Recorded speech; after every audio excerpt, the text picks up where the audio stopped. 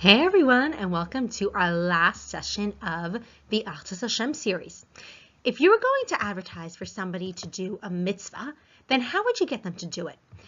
Can you link that to Achdus Hashem? And finally, Mashiach.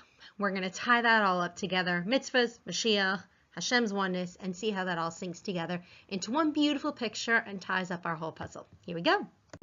Now I know exactly what you're thinking. You're thinking, hang on, why are we combining Mitzvot and Mashiach? Well, here's the deal. A mitzvah is the micro version and Mashiach is the macro experience of the same exact thing. Both Mitzvot and Mashiach are about peeking a hole and revealing the real vision of the world. Everything is one Hashem, ein od mevado. There's nothing else besides for Hashem. And that's why a mitzvah campaign is the perfect wrap-up of Achdus Hashem, to express the oneness of God. Basically, this entire world is like a game of hide and seek. In order to interact with his creations, Hashem needed to diminish and hide and conceal his oneness. That's the only way he'd be able to interact with us without blowing our fuses. It's the only way it can work. Tzimtzum, hide intense energy. Then we can exist and we can feel like, oh, here I am, I've got my own life. And now, when you do a mitzvah from a place of me, I exist, I'm choosing to do a mitzvah, that is a true statement of Hashem's oneness. Now you're actually saying, I've got my own reality, I've got my own life, and I'm choosing to state that Hashem is one, even though I've got my own existence. Do you get it? Angels don't have this. They just do everything Hashem wants. So in order for us to be a king, Hashem needs to make these others, these people who feel their own existence and can make their own choices.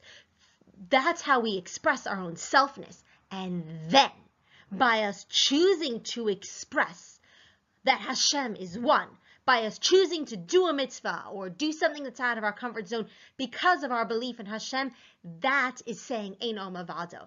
That action, that mitzvah action is expressing Hashem is one. There is nothing else besides Hashem. That's how a mitzvah expresses Achdus Hashem. So what really happens when you do a mitzvah? Because I don't actually see anything happening. So the cool thing is when you grab onto that lulav and you hold it, you don't see anything because you've got Olam Hazeh vision. We just see the world as, as tangible objects. We don't see the impact of what's going on.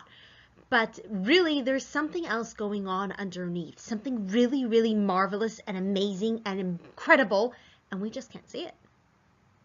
Even though we got glasses, we just can't see it. So it's kind of like this. You'd walk into a room, there's buttons all over the wall. What would you do? I know what I would do. I would push the buttons and nothing happens.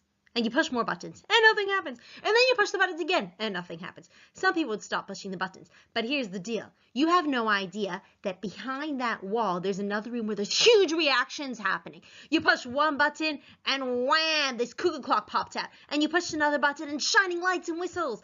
And you push another button and there's fireworks. And every time you push the button, something amazing happens. But that amazingness was just stored on the other side of the wall. It was murach b'kofta. It was held inside a box. And you just don't know what's happening because you're only in the pushing button room. You're not in the reaction room.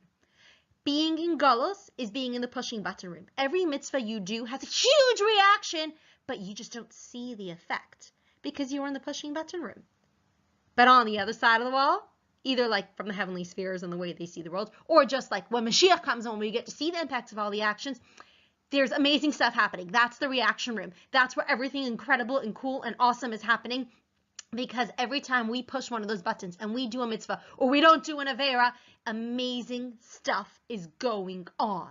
So we got free choice and we can do it and we can do it. We can really, really, really make it real and happen and be absolutely incredible. So go, do a mitzvah. Okay, so let's see this all in the roles of Tanya. Ready? Here we go.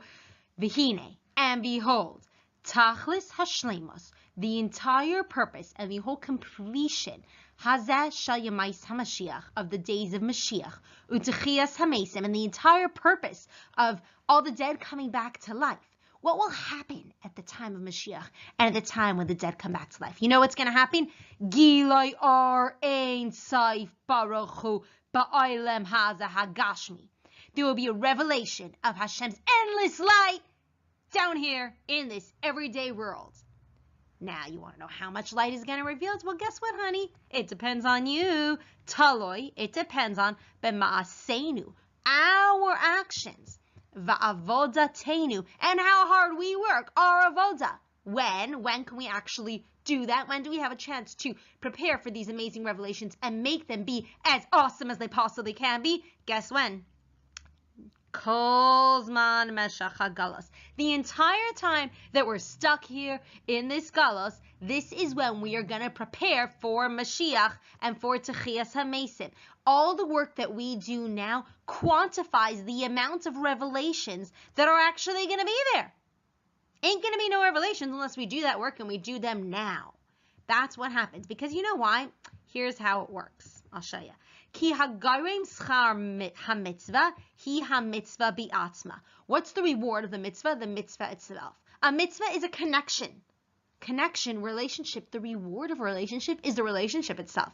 When you do a mitzvah, ki ba'asiyasam, when we actually do that mitzvah, mamshech ha'adam giloi ar ein saif baruch hu. We draw down a revelation of Hashem's life, milmaila, from above, lemata, to down here. That's what happens when we do a mitzvah. We take these, whoa, high, awesome stuff, and we peek that hole. We open it up. We open up that door so that we can see inside and see what's actually going on. And now, those holy, awesome, great lights are enclosed, lehislavesh begashmias ilam haza, within the physicality of this world, with the thing that we did a mitzvah with. That is where it is. So all the work we do now is a preparation to actually get that to happen. The whole purpose is to reveal that light, and that happens based on the amount of work that we do now in Gullus, guys. Do the work now, because when Mashiach comes, it's going to be too late. Now's our chance to make the biggest impact that we can. Go and make a splash and do a mitzvah. Yeah, we can't see it now. And that's because we only have one set of vision. We only have the everyday vision that just lets us see the everyday reality. We don't see the godly lights charging everything with existence. We just see today, tomorrow. We don't see the whole entire picture. We don't see the Mashiach view. But when Mashiach comes, we get that vision. A tzaddik is able to have that vision now. But when Mashiach comes, we too will be able to see that. Every time we do a mitzvah, we're proclaiming that this is it. When Mashiach comes, we're going to wish that we had capitalized on those opportunities. So go out and do a mitzvah right now. Let me know, can you answer this question? Why did Hashem bother contracting his light? And what are 2 ways that we can declare it? If you want to find out a little bit more, have a look at Perek Lamed Vav and Lamed Zayin of Lakota and Maram Tanya. Thanks for joining us, and have an amazing day. Go do a mitzvah.